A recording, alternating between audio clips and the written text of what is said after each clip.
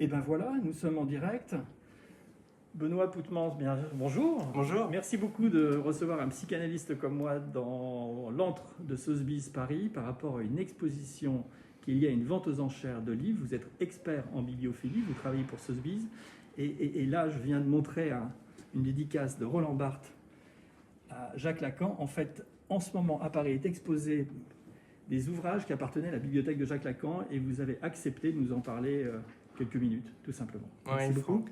Alors, il s'agit d'une petite partie de notre vente qui a lieu mardi prochain, qui présente des livres autant sur le surréalisme, des photos, des livres sur le jardinage ou l'art du jardin du 7e ou 18e. Et au sein de cette collection, de ce catalogue, nous avons une petite sélection, 35 lots, qui viennent de Jacques Lacan. Des livres qu'il a gardés, conservés, des livres aussi qu'il a achetés. Et je pourrais parler de ces deux aspects, des livres qu'il a reçus de ses confrères, d'amis auteurs. On pourrait citer Marie Bonaparte, Françoise Dolto, d'intellectuels de son temps comme Roland Barthes, aussi un très bel envoi, Michel Foucault, d'amis écrivains comme Marguerite Duras, Aragon, Mandiargue. Voilà, là vous avez l'écriture de Marie Bonaparte sur la théorie des instincts.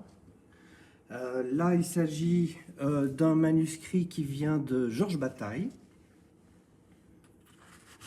qui était le premier époux de la première femme de l'épouse de Jacques Lacan, Sylvia. Voilà. Nous avons Alors, aussi... Oui.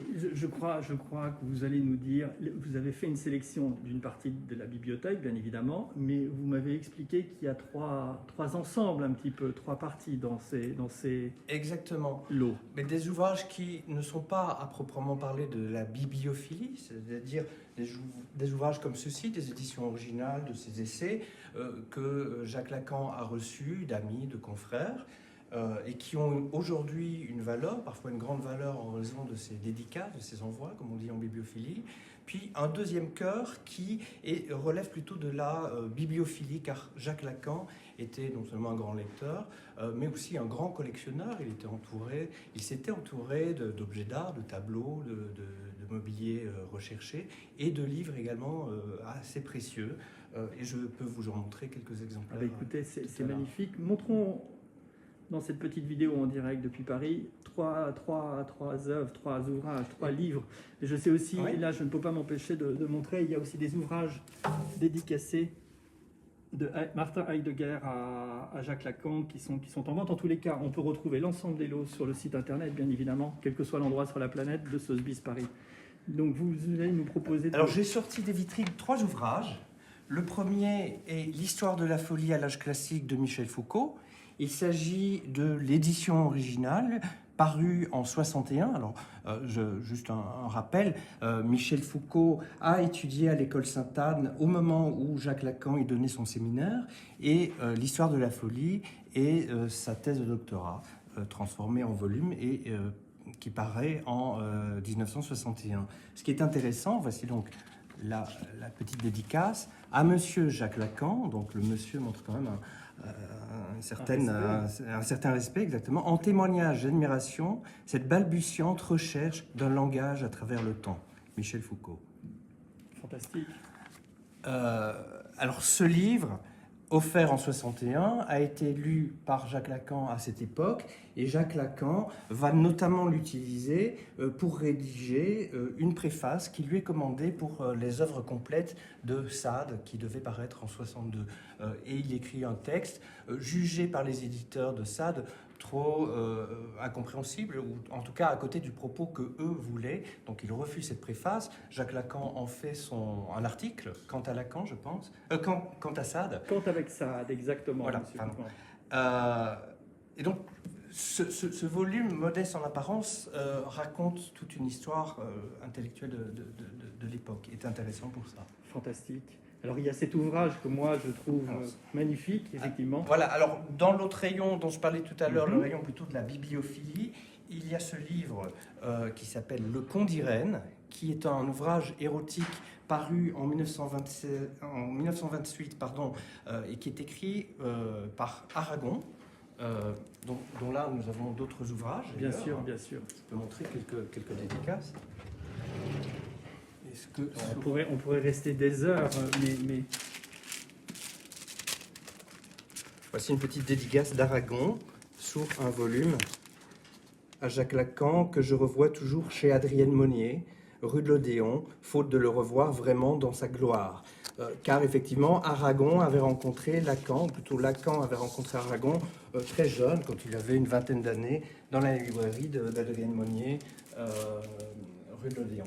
Oui, il y a par ailleurs des très beaux volumes de James Joyce qui sont ici, qui étaient dans la bibliothèque de Lacan, qui a beaucoup travaillé sur James Joyce, mais André Masson, montrez-nous cette Masson, merveille. on en revient. On y revient.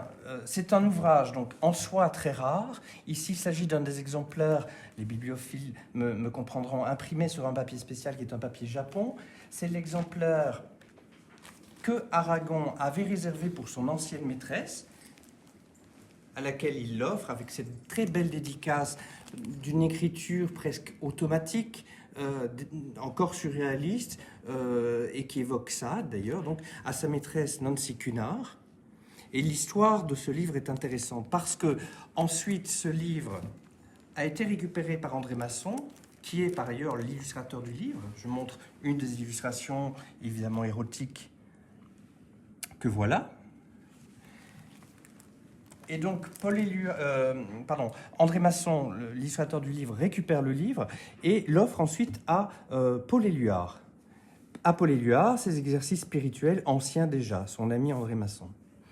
Et ensuite, il arrive chez Jacques Lacan. En quelle année? Probablement 1952. Et pour Jacques Lacan, André Masson complète l'ouvrage d'un très beau dessin érotique que voilà, le Conte d'Irène, qui est autour du titre, là imprimé, donc un vagin très distendu, disons, avec des pénis volant un peu partout, voilà, un très beau dessin, très élaboré.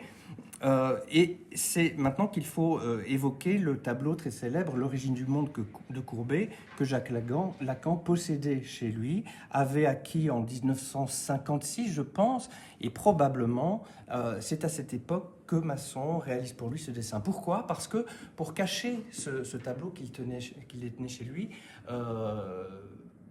Sylvia Lacan avait demandé à l'époux de sa sœur, qui n'était autre qu'André Masson, de réaliser un tableau, une œuvre mi-abstraite, mi-érotique, qui était destinée à cacher l'origine du monde de Courbet.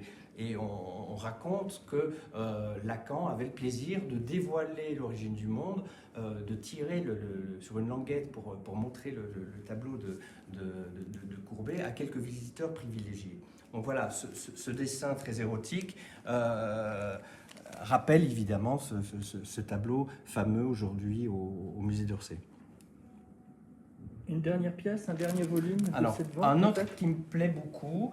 Alors, dans ce chapitre de livres vraiment bibliophiliques, il y en a certains, comme là une édition qui a appartenu à Stendhal, une édition rare et originale de Casanova, mais il y a aussi quelques livres de sciences, et à mon avis ce n'est pas anodin, c'est pour ça que je choisis de vous le montrer. Ici, nous avons une édition de Duchesne de Boulogne qui date de 1862. Il s'agit du premier livre de médecine illustré par la photographie. Duchesne de Boulogne est un des fondateurs de la neurologie et il étudie de quelle manière l'électricité peut être appliquée à... on peut tirer un certain usage thérapeutique de l'électricité. Pour déterminer l'origine d'un certain trouble, il utilise l'électricité pour faire bouger le muscle. Et ce sont ces photographies particulièrement reconnaissables. La première est voici. Bien Duchesne évidemment, de Boulogne. vous reliez par rapport à tout le travail de Charcot et vous parlez en tant que bibliophile. Exactement. Non pas en tant qu'expert de la psychanalyse. Oui, bien sûr. Dans le même genre, je peux vous montrer aussi celui-ci qui est presque plus impressionnant, de Bourneville. Il s'agit aussi d'un recueil de photos. Le titre est recueil iconographie photographique de la Salpêtrière. Donc là, c'est un peu plus tardif, dans les années 70. Et il s'agit d'études photographiques pour étudier l'hystérie. Charcot avait déterminé 3 stades dans trois phases dans l'hystérie, et par le procédé photographique, il voulait en garder le souvenir, les figer. Donc ça donne ces photographies particulièrement marquantes.